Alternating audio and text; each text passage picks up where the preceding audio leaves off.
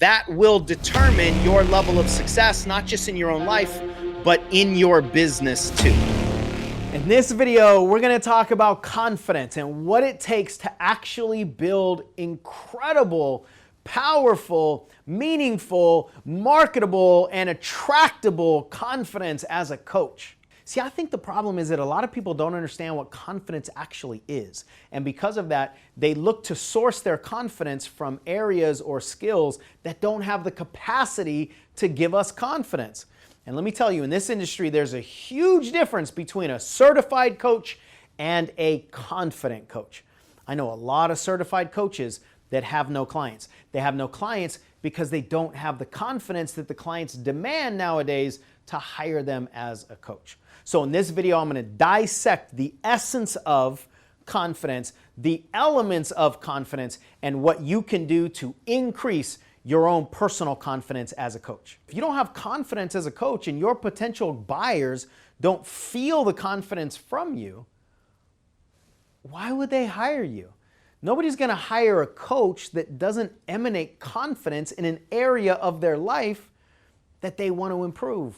Now, if you don't know me, my name is Sean Smith. I've been coaching for over 15 years. We've made millions and millions of dollars in this industry. So everything I'm going to teach you in this video and on this entire channel is coming from a place of personal experience. I like to break down what works for the people who succeed and what doesn't work for the people who fail and give it to you. So hopefully it'll decrease your learning curve on your way to become a confident and successful coach. We've been talking a lot about the difference between certification and certainty. And the short analogy is this: would you rather have a driver's license or would you rather know how to drive? And if you're a passenger in somebody's seat, would you rather they have a license or would you rather they know how to drive? And this is coming from this conversation that's in the coaches world to a very big degree. There's a big conversation about, do we need certification? And I'm not going to go through my full thoughts on that. I've done long videos on certification, and I got a whole playlist actually on certification. So I'm not going to extensively go through that conversation right now on this video. But the bigger issue is, well, let me speak to one thing that I will talk about, that there's no legal requirement for certification in the coaching world, which is good and bad depending on how you look at it.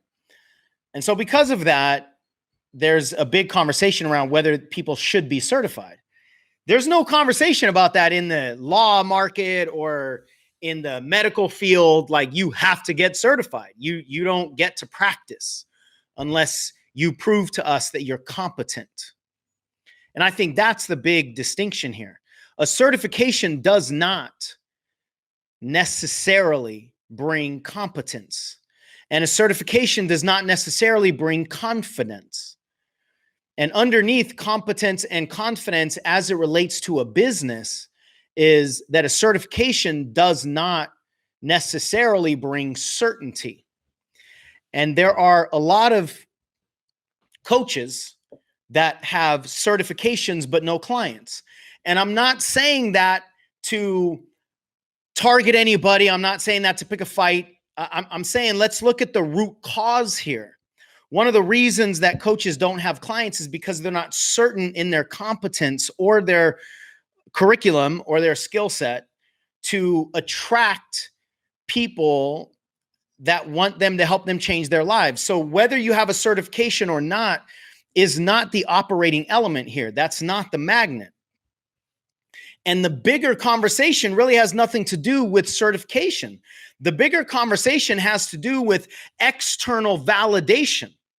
So when we look for a certificate, or we look for a title, or we look for some kind of measurable success, whether it's the number that shows up on the scale when we step on it, which shows us, what we weigh or what our fat percentage is, or when we're looking at a certain salary, or when we're looking at somebody else's approval in any kind of measurable form, that's external validation.